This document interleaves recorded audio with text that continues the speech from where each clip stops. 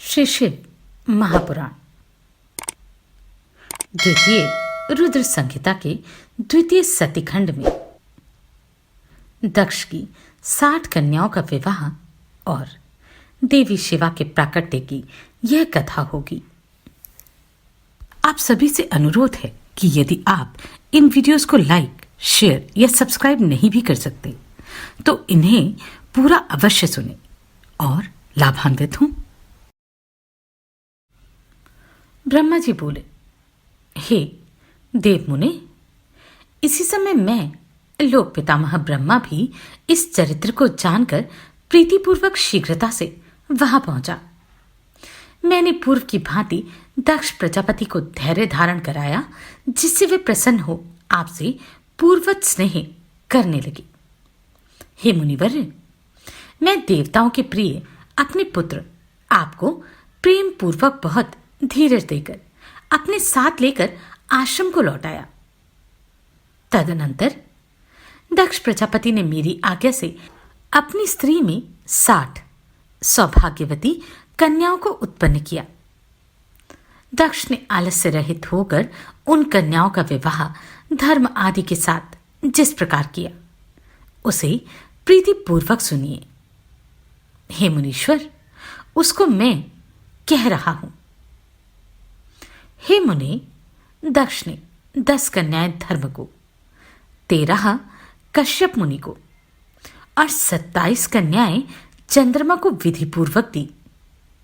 2 कन्याएं अंगिरा तथा कृशाश्व को और अन्य कन्याएं ताक्षर्य को दी, जिनकी प्रसूति परंपरा से यह समस्त जगत व्याप्त है।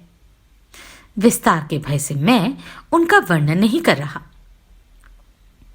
कुछ लोग शिवा को इन कन्याओं से ज्येष्ठ कहते हैं, कोई मध्यम कहते हैं और कोई सबसे छोटी मानते हैं, किंतु कल्प भेद से ये तीनों ही सही हैं। कन्या की उत्पत्ति के अनंतर पत्नी सहित दक्ष प्रजापति ने अत्यंत प्रेम से अपने मन में जगदम्बा का ध्यान किया। उन्होंने गदगद स्वर से प्रेम पूर्वक विनय युक्त होकर हाथ जोड़कर बारंबार नमस्कार करके उनकी स्तुति की। तब वे देवी संतुष्ट होकर मन में विचार करने लगी कि मुझे अपनी प्रतिज्ञा को पूर्ण करने के लिए वीरणी में अवतार लेना चाहिए। इसके बाद उन जगदम्बा ने दक्ष के मन में निवास किया। हे मुनि सत्तम, उस समय वे अत्यंत शोभित होने लगे। उन्होंने उत्तम शुभ मुहूर्त में अपनी स्त्री में प्रसन्नतापूर्वक गर्भाधान किया। तब वे दयामयी शिवा दक्ष पत्नी के हृदय में निवास करने लगी और दक्ष की स्त्री में गर्भ के समस्त लक्षण प्रकट होने लगे। हे तात, गर्भ में शिवा के निवास के प्रभाव से वे दक्ष पत्नी वीरणी महामंगल स्वरूपा और पहले की अपेक्षा अधिक प्रसन्नचित हो गई। उस समय दक्ष ने अपने कुल के संप्रदाय के अनुसार, वेद के अनुसार तथा अपने सम्मान के अनुरूप प्रसन्नतापूर्वक पुंसवनादि सभी संस्कार किए। उन पुंसवनादि कर्मों में महान उत्सव हुआ। दक्ष प्रजापति ने ब्राह्मणों को उस समय यथेष्ट धन प्रदान किया। उस समय विष्णु आदि सभी देवगण देवी को वीरणी के गर्भ में आई हुई जानकर प्रसन्न हो गए और वहां आकर उन सब ने लोक का उपकार करने वाली उन जगदम्बा को बार बार प्रणाम करके उनकी स्तुति की। इसके बाद प्रसन्नचित होकर वीरणी तथा दक्ष प्रजापति की बहुत ही प्रशंसा कर वे अपने अपने घर चले गए। हे नारद, हे मुने, इस प्रकार 9 मास पूर्ण हो जाने पर समस्त लौकिक क्रिया कर लेने के बाद जब 10वां मास पूर्ण हो गया, तब वे शिवा चंद्र, ग्रह, तारा आदि के अनुकूल होने पर सुखद मुहूर्त में शीघ्र ही माता के सामने प्रकट हो गई। उनके उत्पन्न होते ही प्रजापति दक्ष बड़े प्रसन्न हुए तथा उनके प्रकृष्ट तेज को देखकर उन्होंने उन्हें वही शिवा देवी समझा। हे मुनीश्वर, उन देवी के उत्पन्न होते ही उस समय आकाश से पुष्प वृष्टि होने लगी। मेघों ने जल की वर्षा प्रारंभ कर दी और सभी दिशाएं शांत हो गईं। देवता आकाश में स्थित होकर उत्तम बाजे बजाने लगे और शांत अग्नियां प्रज्वलित हो उठी। इस प्रकार मंगल ही मंगल हो गया। वीरणी में उत्पन्न हुई उन जगदम्बा को देखकर दक्ष भक्तिपूर्वक हाथ जोड़कर उन्हें नमस्कार करके स्तुति करने लगा। हे महेशानी, हे सनातनी, हे जगदम्बे, आपको नमस्कार है। हे सत्य, हे सत्य स्वरूपिणी, हे महादेवी, मेरे ऊपर दया करें। वेद के ज्ञाता जिन्हें शिवा, शांता, महामाया, योग निद्रा तथा जगन्मयी कहते हैं, उन आप हितकारिणी देवी को मैं नमस्कार करता हूं, जिन्होंने पूर्व काल में ब्रह्मा जी को उत्पन्न कर इस जगत की सृष्टि के कार्य में नियुक्त किया है। उन परमा जगन माता आप महेश्वरी को मैं नमस्कार करता हूं, जिन्होंने सदा संसार के पालन के लिए विष्णु को नियुक्त किया है। उन परमा जगन माता आप महेश्वरी को मैं नमस्कार करता हूं, जिन्होंने संसार के विनाश के लिए रुद्र को नियुक्त किया है। उन परमा जगन माता आप महेश्वरी को मैं नमस्कार करता हूं। सत्व, रज, तम रूपों वाली, सर्वदा समस्त कार्यों को साधने वाली तथा तीनों देवताओं को उत्पन्न करने वाली उन आप शिवा देवी को मैं नमस्कार करता हूं। हे देवी, जो आपको विद्या अविद्या इन दोनों रूपों से स्मरण करता है, उसके हाथ में भोग तथा मोक्ष दोनों ही स्थित हो जाते हैं। हे देवी, जो परम पाविनी शिवा स्वरूपा आपका प्रत्यक्ष दर्शन करता है, उसे विद्या तथा अविद्या को प्रकाशित करने वाली मुक्ति अपने आप मिल जाती है। हे जगदम्बे, जो अंबिका, जगन्मयी एवं दुर्गा इन नामों से आप भवानी का स्तवन करते हैं, उनके सभी मनोरथ पूर्ण हो जाते हैं। ब्रह्मा जी बोले, जब इस प्रकार जगन्माता शिवा की स्तुति दक्ष प्रजापति ने की, तब वे दक्ष से इस प्रकार कहने लगी, जिससे कि माता वीरणी न सुन सके। नाना प्रकार के रूपों को धारण करने वाली उन परमेश्वरी शिवा ने सबको मोहित करके इस प्रकार सत्य कहा कि उसे केवल दक्ष ही सुन सके, अन्य कोई नहीं। हे प्रजापते, आपने मुझे पुत्री रूप से प्राप्त करने हेतु पहले मेरी आराधना की थी, वह आपका अभिष्ट पूरा हुआ।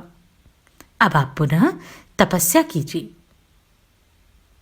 ब्रह्मा जी बोले, इस प्रकार दक्ष से कहकर वे देवी अपनी माया से शिशु का रूप धारण कर माता के पास रोने लगी। उस रोदन को सुनकर और उसे स्त्री का शब्द जानकर स्त्रियां तथा समस्त दासियां भी आश्चर्यचकित हो प्रीतिपूर्वक वहां गईं। अस्किनी की सुता के रूप को देखकर सभी स्त्रियां परम प्रसन्न हुईं। उस समय समस्त नगरवासियों ने भी जय जयकार किया। नगर में गाने बजाने के साथ महान उत्सव होने लगे। पुत्री का सुंदर मुख देखकर अस्किनी तथा दक्ष परम प्रसन्न हुए। दक्ष प्रजापति ने विधि पूर्वक वेद विहित कुलाचार किया और ब्राह्मणों को दान दिया तथा अन्य लोगों को भी बहुत सा धन दिया।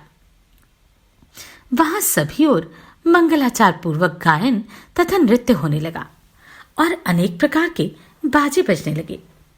शिवा के जन्म के समय विष्णु आदि सभी देवगण अपने अपने अनुचरों तथा मुनियों के साथ आकर यथाविधि अनेक उत्सव करने लगे।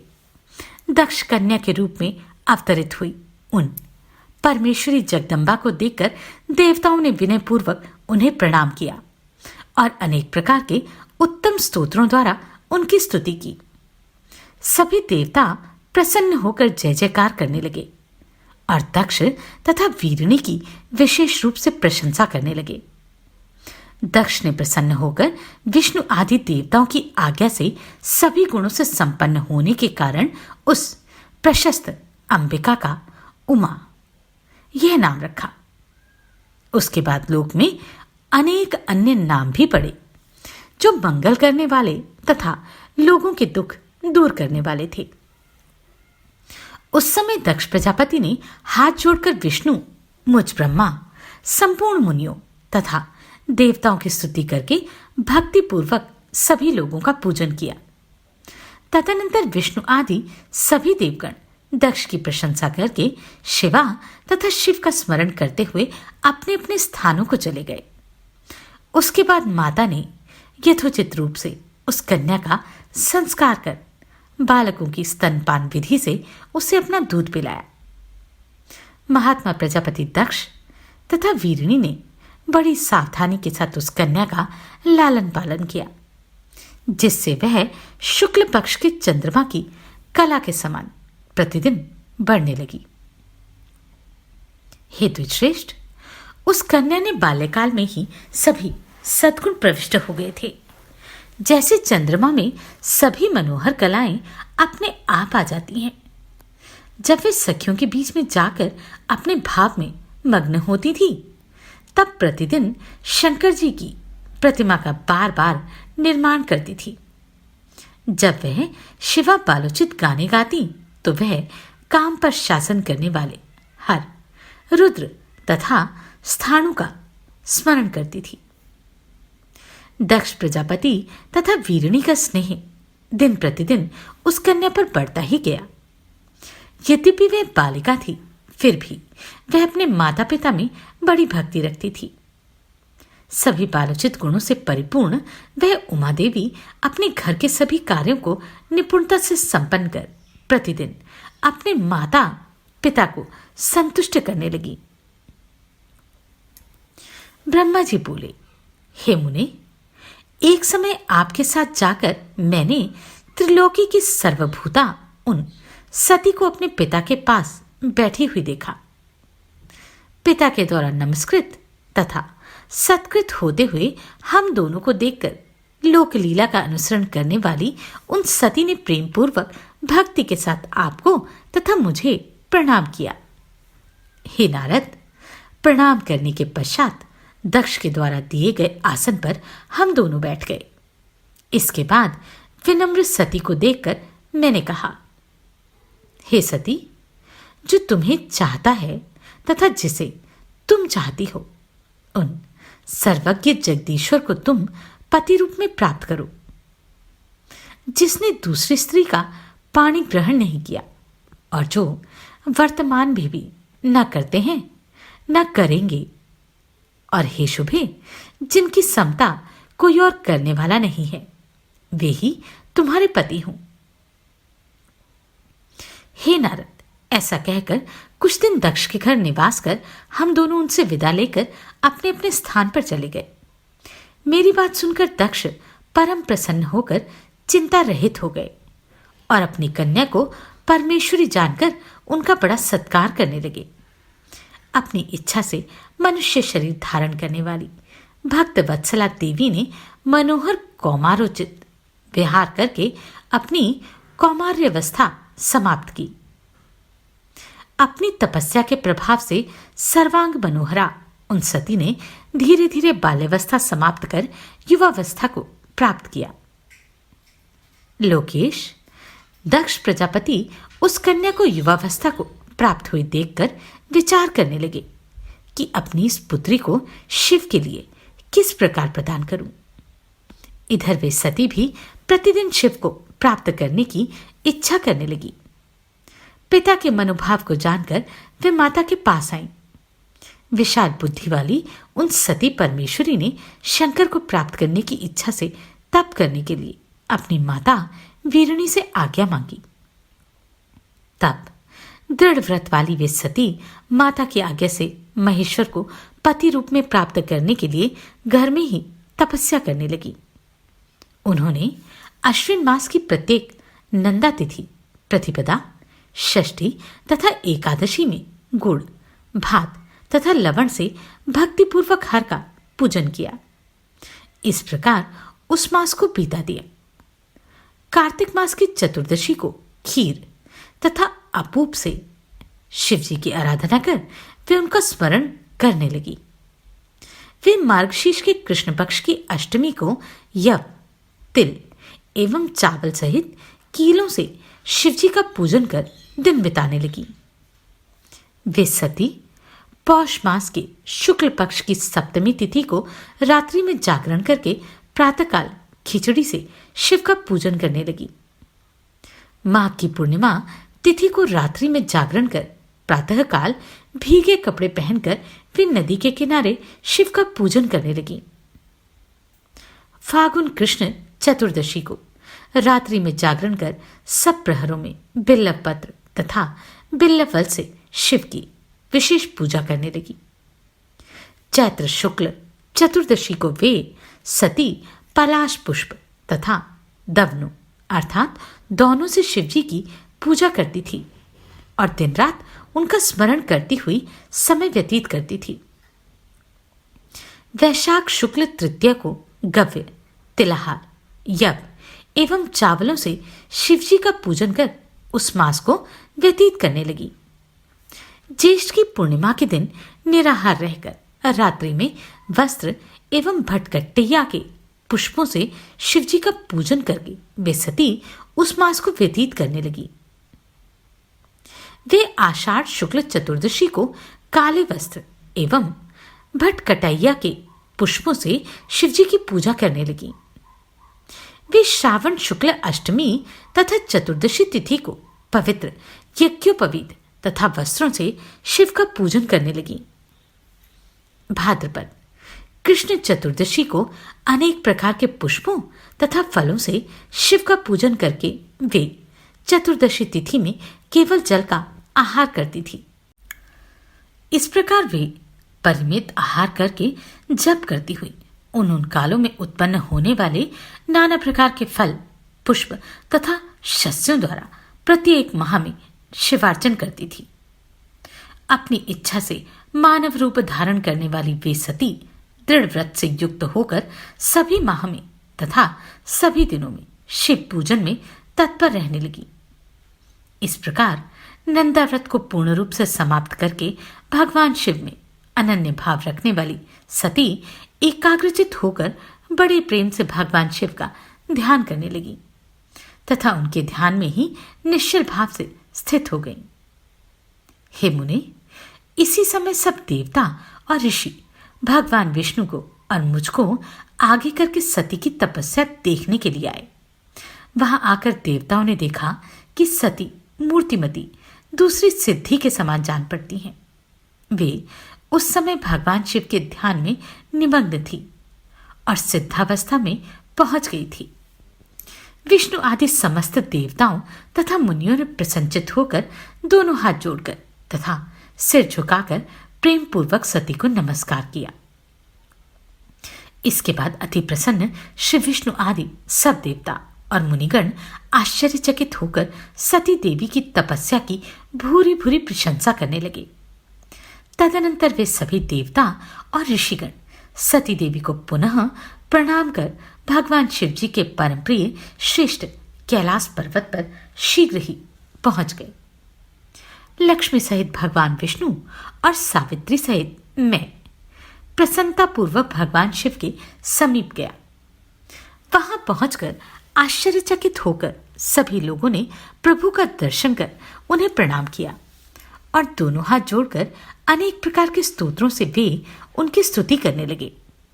देवता बोले, परम पुरुष, महेश्वर, परमेश्वर और महान आत्मा वाले सभी प्राणियों के आदि बीज, चेतन स्वरूप, परात्पर, ब्रह्म स्वरूप, निर्विकार और प्रकृति तथा पुरुष से परे उन आप भगवान को नमस्कार है जिनसे यह चराचर जगत उत्पन्न हुआ है, जो प्रपंच रूप से स्वयं सृष्टि स्वरूप है तथा जिनकी सत्ता से समस्त संसार भासित हो रहा है, जिनके द्वारा ये जगत उत्पन्न हुआ है, जिनके अधीन ये समस्त जगत है, जिनका यह सब कुछ है, जो इस जगत के बाहर तथा भीतर व्याप्त है, जो निर्विकार और महाप्रभु हैं, जो अपनी आत्मा में ही इस समस्त विश्व को देखते हैं।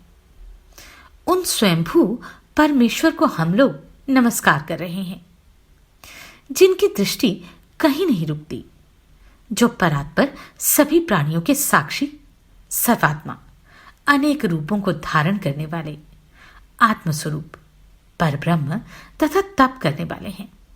हम लोग उनकी शरण में आए हैं। देवता, ऋषि तथा सिद्ध भी जिनके पद को नहीं जानते, तो फिर अन्य प्राणी उनको किस प्रकार जान सकते हैं और किस प्रकार प्राप्त कर सकते हैं? जिनको देखने के लिए मुक्त सन साधुजन ब्रह्मचर्य आदि व्रतों का आचरण करते हैं, वे आप हमारी उत्तम गति हैं। हे प्रभु, दुख देने वाले जन्मादि कोई भी विकार आप में नहीं होते, फिर भी आप अपनी माया से कृपापूर्वक उन्हें ग्रहण करते हैं। आश्चर्यमय कर्म करने वाले उन आप परमात्मा को नमस्कार है। वाणी से सर्वथा परे आप परब्रह्म परमात्मा को नमस्कार है। बिना रूप के होते हुए भी बहुत रूपों वाले परात्पर अनंत शक्ति से समन्वित त्रिलोकपति सर्वसाक्षी तथा सर्वव्यापी को नमस्कार है। स्वयं प्रकाशमान निर्वाण सुख तथा संपत्ति स्वरूप ज्ञानात्मा तथा व्यापक आप ईश्वर को नमस्कार है। निष्काम कर्म के द्वारा प्राप्त होने वाले कैवल्य पति को नमस्कार है। परम पुरुष, परमेश्वर तथा सब कुछ देने वाले आप प्रभु को नमस्कार है। क्षेत्रज्ञ, आत्मस्वरूप, सभी प्रत्ययों के हेतु, सबके पति, महान तथा मूल प्रकृति को नमस्कार है। पुरुष, परेश तथा सब कुछ प्रदान करने वाले आप परमात्मा को नमस्कार है। हे कारण रहित, त्रिनेत्र, पांच मुख वाले तथा सर्वदा ज्योति स्वरूप आपको नमस्कार है।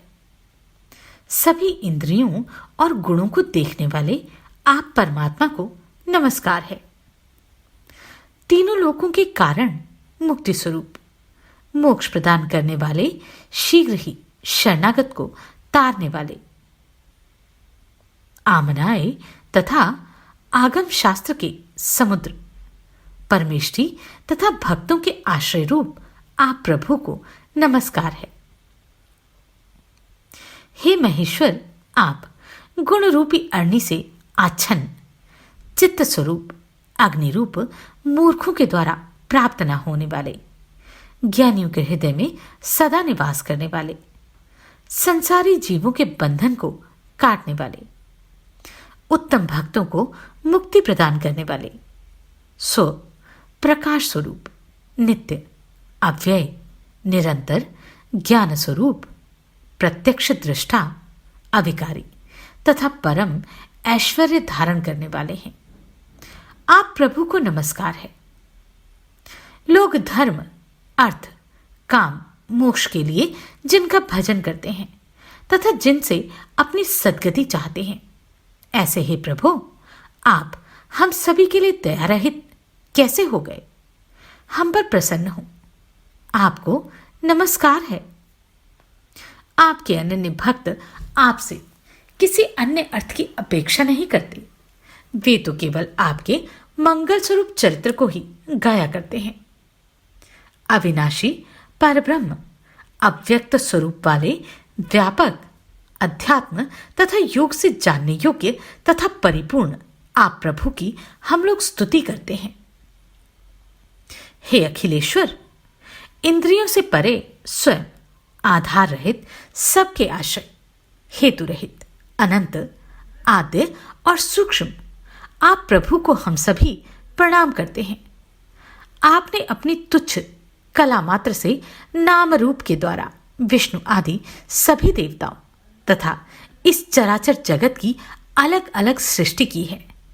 जैसे अग्नि की चिंगारियां तथा सूर्य की किरणें बार बार निकलती हैं और फिर उन्हीं में लीन हो जाती हैं, उसी प्रकार सृष्टि का यह प्रवाह त्रिगुणात्मक कहा जाता है।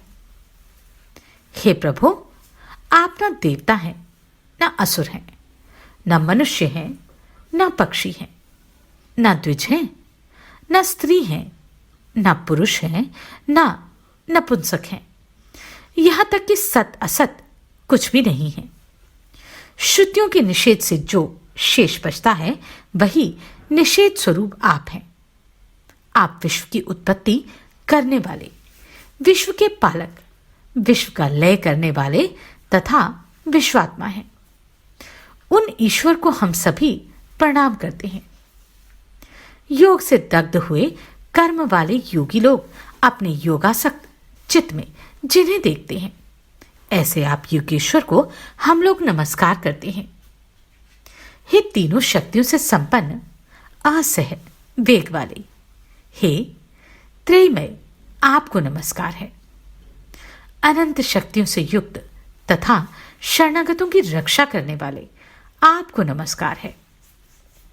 हे दुर्गेश, दूषित इंद्रियों वालों के लिए आप सर्वथा दुष्प्राप्य हैं, क्योंकि आपको प्राप्त करने का मार्ग ही दूसरा है। सदा भक्तों के उद्धार में तत्पर रहने वाले तथा गुप्त शक्ति से संपन्न आप प्रभु को नमस्कार है। जिनकी माया शक्ति के कारण अहम बुद्धि से युक्त मूर्ख अपने स्वरूप को नहीं जान पाता, उन दुर्दय महिमा वाले आप महाप्रभु को हम नमस्कार करते हैं। ब्रह्मा जी बोले, हे नारद, इस प्रकार महादेव जी की स्तुति करके मस्तक झुकाए हुए विष्णु आदि सभी देवता उत्तम भक्ति से युक्त हो प्रभु शिव जी के आगे चुपचाप खड़े हो गए। आप सभी को कोटि कोटि साधुवाद। आपने इन वीडियोस को इतना प्रेम दिया। नमस्कार, मैं आभा शर्मा जावास। यदि आपको मेरा ये प्रयत्न सराहनीय लगा हो तो मुझे सब्सक्राइब करके प्रोत्साहित करें।